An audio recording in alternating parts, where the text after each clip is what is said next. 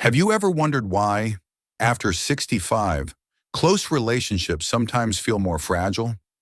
Maybe you've noticed your children or grandchildren share less, your friends visit less often, or even family conversations no longer feel as easy as they once did. Often, the reason isn't other people. It may come from us. There are small behaviors, seemingly harmless, that can quietly strain relationships. And the striking thing is, most of us don't even realize we repeat them every day. One of the most common hidden habits is giving advice when it hasn't been asked for. Older adults often believe that life experience is a treasure worth sharing, and it truly is. But when advice comes at the wrong moment, it can easily be misunderstood as criticism or control. Imagine a family dinner. Your daughter is cooking, and you casually say, "You should add a little more salt for better flavor." Or, "Back in my day, I used to make this dish a little differently." To you, it's a sign of care. But to her, it may feel like she's never quite good enough in your eyes. I once heard a woman say that every time her mother walked into the kitchen, she felt like she was a child again, being graded on her performance, even though she herself was in her 40s. Her mother's well-meant enthusiasm only created more emotional distance. The change, in fact, is simple. Instead of giving advice immediately, pause and ask, "Would you like to hear my experience with this?" Such a small question creates respect. It turns advice into a welcome gift instead of a judgment. When loved ones feel listened to and given a choice, they become closer to you rather than pulling away. And if even one casual piece of advice can unintentionally cause pressure, the next hidden behavior is even more subtle. Comparing the past with the present. If unasked for advice can create distance, another equally harmful habit is constantly comparing the old days with today. This is something many people over 65 often do, sometimes simply to recall memories or express pride. But for children and grandchildren, these comparisons can feel like their efforts are being dismissed. Picture this. During dinner, your son shares about the pressures of his job, and you reply, "Back in our time, we worked twice as hard and no one ever complained." Or when your grandchild talks back, you sigh. "In the old days, children never dared to argue with their parents." For you, these are memories. For them, it feels like a denial that their struggles today are nothing compared to the past. I once spoke with a man in his 70s who told me that after he repeated stories of how hard life used to be one too many times, his grandchildren slowly stopped confiding in him.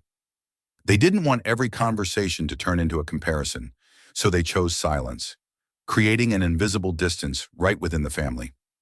In truth, sharing memories is not wrong at all. It only requires us to change the way we express them. Instead of emphasizing differences, turn them into stories of inspiration. You might say, "Why? Back then, we also faced many challenges, and the most precious thing was that the whole family always stayed united to overcome them." It's wonderful to see that today you also have your own ways of handling pressure. This way of speaking not only preserves the memory but also becomes a bridge between generations. And while comparisons can unintentionally make children and grandchildren feel distant, there is another behavior that can make them feel as if you are no longer truly present with them in the here and now.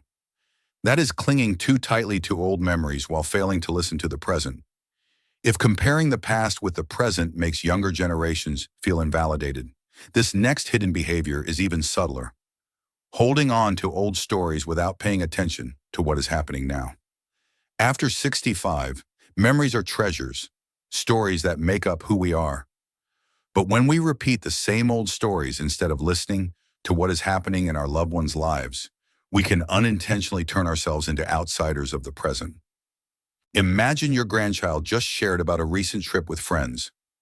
Instead of asking more about that experience, you immediately dive into a story of your own travels from decades ago. At first, the family might find it interesting. But if it happens every time, your story becomes the center, while your grandchild's fresh experiences are left behind. Over time, The child may feel that their grandparents are not truly interested in what is going on in their life. I once heard a man in his 40s share that throughout his entire childhood, he never felt his father truly listened. Whenever he tried to talk, his father would cut in with an old memory. He still respected his father, but the closeness faded because he always felt that what he was living through never mattered as much as what had already passed. The change is not complicated. Sometimes a simple nod or a gentle question like, "How did you feel?" or "Did you enjoy that trip?" is enough to make loved ones feel truly heard. Old memories remain precious, but if we learn to balance between sharing and listening, those memories become bridges rather than walls. And if holding on to the past can make loved ones feel you are detached from the present, the next hidden behavior is dangerous in a different way. It doesn't come from saying too much, but rather from not saying enough. That is avoiding the expression of true emotions, a habit that may seem like protecting others, but in reality, it only creates greater distance. If clinging too tightly to old memories makes loved ones feel you're detached from the present, then another behavior silently cools relationships. Avoiding the honest expression of your feelings. For many people after 65, silence or concealing emotions often comes from the desire to keep the peace and not trouble others. But this very silence can make children and grandchildren feel you are no longer connected, or worse, that you don't care. Imagine this. Your daughter asks, "Mom, are you sad that we don't visit as often as before?" Instead of honestly saying you feel lonely, you brush it off with, "I'm fine, don't worry." That answer may sound lighthearted, but inside, you still carry emptiness. Your daughter believes everything truly is fine, and the emotional gap only widens. I once knew a woman in her 70s. After her husband passed away, she often stayed home alone. When her children and grandchildren asked how she was, she always answered, "I'm fine." But in reality, she spent many sleepless nights consumed by loneliness. When the truth finally came out, her family felt both sadness and guilt that they hadn't understood her sooner. But the problem was that she never voiced her true emotions, leaving them no chance to listen and share. The truth is, expressing your feelings does not make you weak. On the contrary, it shows loved ones that they are important and gives them the opportunity to be there for you. Instead of hiding, try starting with simple words. "I really miss everyone," or "Grandpa feels a little sad because so few people stop by." These small shares can open the door to genuine conversations and make family bonds warmer. And while hiding emotions closes off your heart, the final hidden behavior shows up in the opposite way. Placing too many expectations or imposing your views on your loved ones. This is a habit that can quietly erode closeness in relationships. If avoiding emotions widens the emotional gap, then placing excessive expectations creates an invisible pressure. After 65, many people hope their children and grandchildren will follow the same path they once walked, maintain the lifestyle they are used to, or provide the exact care and attention they imagine.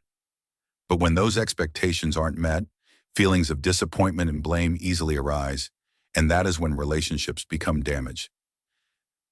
Picture a father who used to be a strict teacher.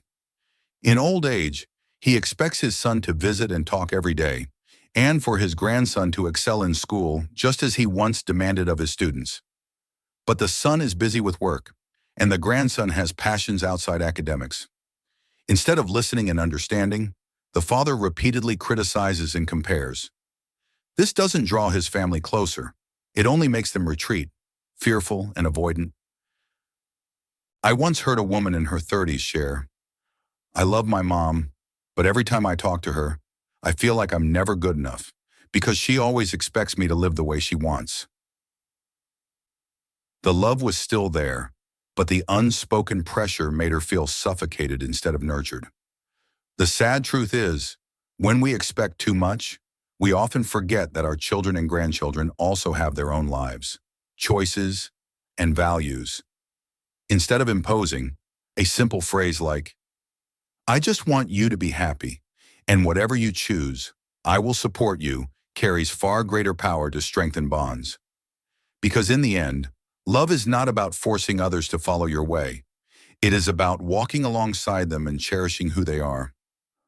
When you look back at these 5 hidden behaviors, from constant complaining, comparing the past, clinging to old memories, avoiding true emotions, to placing excessive expectations, you realize that sometimes it's the smallest, most unintentional things that quietly damage our closest relationships in later life. Only when we recognize and change them can peace and connection in the family truly flourish. At 65, the most precious thing is not how much others love you, but how you preserve and nurture relationships so they remain strong and peaceful. Eliminate the hidden habits that harm affection, and let your later years become the happiest time of your life. And if you want to learn about other habits that can affect both longevity and mental well-being, be sure to watch the next video right here.